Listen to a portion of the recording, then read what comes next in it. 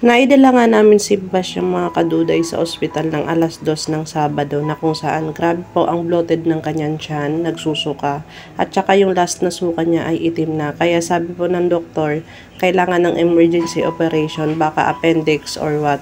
Kaya sinuggest kami na kailangan x-ray daw, pero kasama ang palad mga kaduday, walang x-ray dun sa napuntahan naming ospital at nirefer kami sa MCI na kung saan private po. At dali-dali po nga kami pumunta dyan sa MCI para maagapan yung sakit ng tiyan ng anak ko. At yun nga po, sa oras na yun na 2 AM wala po kami masakyan. At salamat nga pala sa taong tumulong sa amin na ang cast driver po na hindi po siya nagdalawang isip na isakay kami kahit delikado yung way na po yun. Pero sinakay niya po kami, maraming salamat. At yun nga po mga kaduday, na x-ray po agad si Basyang doon sa MCI. At nabayaran po namin ay 2 yung sa x-ray niya. Pero sabi nga ng mga doktor doon, kung i-admit nga po namin siya, ang sinabi po namin, babalik namin siya sa kakayanin ng financial na budget ang bill dito sa ospital. Kaya bumalik kami doon sa pinaka-public at doon na nga mga kaduday, doon na siya naswerohan si Basyang.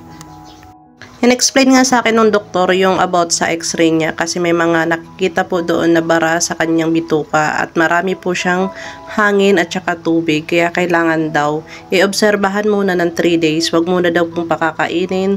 2 to 3 days po siyang hindi kakain, kaya medyo struggle po sa akin bilang isang ina yung naaawa ko sa anak ko na hindi po siya kakain. Kaya kailangan namin magtiis para sana itong way na to ay wala pong maging komplikasyon sa kanya.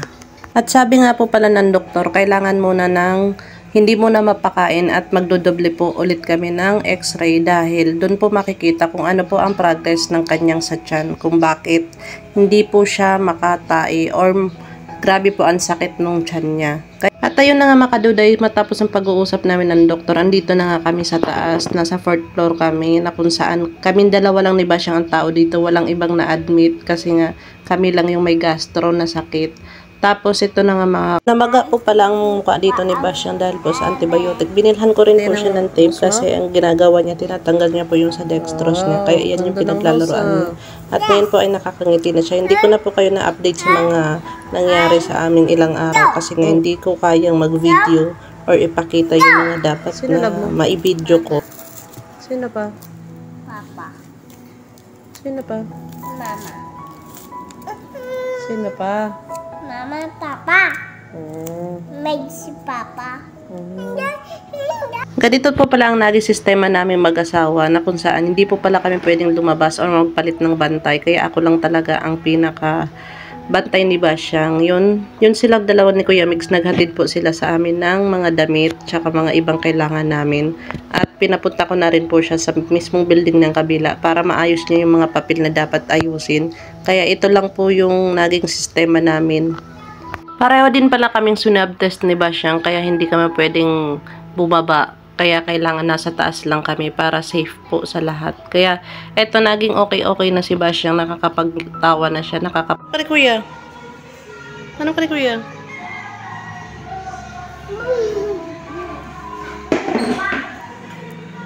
Tawagan mo si Kuya, dali na. Bilis na.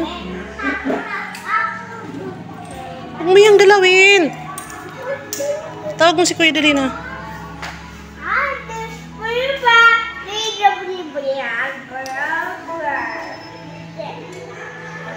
Basyang. Uy, nandudura na. Tawag mo Kuya. Tawag mo Kuya.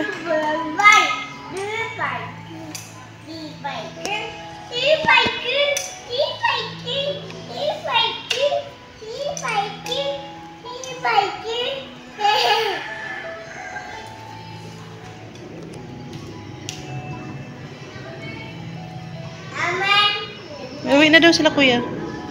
Uwi na.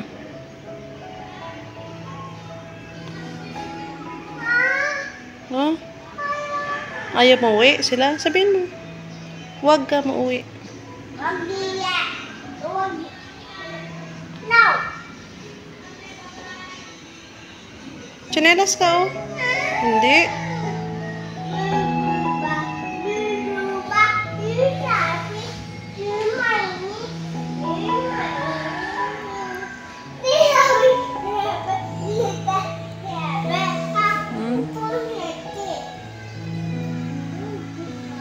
yan na lang po nagiging way nilang magkapatid para sa communication nila. Kasi miss na po nila yung banding nilang magkapatid. Kaya ganyan na lang po. Kahit malayo, okay lang po yan. Basta nakikita namin po yung sitwasyon din nila kasi mahirap din po. Ang pabalik-balik din sa ospital na magdala ng gamit. Kaya ito kakayanin hanggat may pag-asa kakayanin po. Sabihin mo, miss mo na silang dalawa. Dali na. Miss mo na yung dalawa?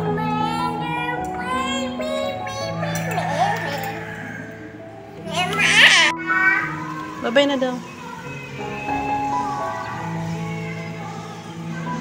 Alis na sila? Ha? Nalungkot ba siyang ko? Ay, malapit na tayong uwi na. Lapit na tayo uwi na. Kunti na lang Opo.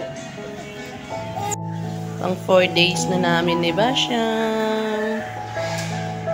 Malakas na po si Basyang. Waiting na lang po kami sa result ng kanyang x-ray. At kumakain po siya. Wala po kaming kasama dito. Ayan. Sinampay ko yung mga kasi naiihian ni Basyang. Ayan. Siya antibiotic, tapos dextrose. Hi, pagaling ka na love you. Yan po siya. Hindi ko na po kayo na-update sa mga nangyayari sa amin ni Basyang kasi nga po medyo nakaka-stress po talaga. Hindi lang medyo nakaka-stress kasi syempre po yan, hospital. Tapos dito kasi bawal pa mag-video. Kaya ito lang, update ko lang kayo kay Basyang. Pinalit pa pala yung dextrose niya kasi namaga na po yung kabila niya. Love you all. Dito nga pala guys, nag-breakdown na ako ng sama ng nararamdaman ko kasi yung bigat ba gusto kong ilabas kasi nga sa ilang araw na andyan kami, naghihintay pa rin kami ng result ng x-ray niya kaya talagang struggle talaga sa pag-iisip ko yun. Ito nga pala mga kaduda yung laging pagkain ni Basyang na kung saan lagi po siyang soft diet, bawal po siya ng matitigas na pagkain, kaya yan lang naman po. Kaya lang hindi po talaga makain ni Basyang kasi nga syempre mayroon na siyang lumasa at saka anuhan po talaga hindi niya makain yan. Kaya ako po ang kumakain dyan kasi nanghihinayang po. Nalaman na pala namin ang kanyang result sa x-ray at ayun nga bowel ilus daw po ang dahilanan po yun ay may nagbara po sa kanya na tae na kung saan hindi po nakalabas. Siguro po dahil sa pagkain na kinain niyang mga hindi natunaw. Tapos nagkaroon na din po siya ng amoebiasis. Nagtai-tai na rin po siya dyan. Siguro dahil sa pinalabas yung sa kanyang bituka. Kaya yun. Nagkaroon na din po pala kami mga kasama dyan. Halos 4 na po kami dyan. Ako lang po talaga ang hindi natutulog bawat gabi kasi iniisip po talaga yung araw-araw na sitwasyon ni Basyang. Malakas naman po ako. Kailangan ko talagang maging malakas para sa kanya. Kaya lang, ito nga, syempre pag andyan ka talaga sa ospital, hindi ka makakatulog. Kaya ito, lagi ko talagang iniisip yung araw-araw na andito kami. Kaya sana, dumating na po nga yung araw na nakapag-impake na po ako kasi ito na nga po yung araw na uuwi na po kami. Kaya lang si Basyang nga po, apurido kasi sobrang sakit daw po ng tusok sa kanya. Yung dextrose nga po. At wala na nga po siyang dextrose kasi pinatanggal ko na at natutuwa na siya. Yan, nagsusulat na po siya.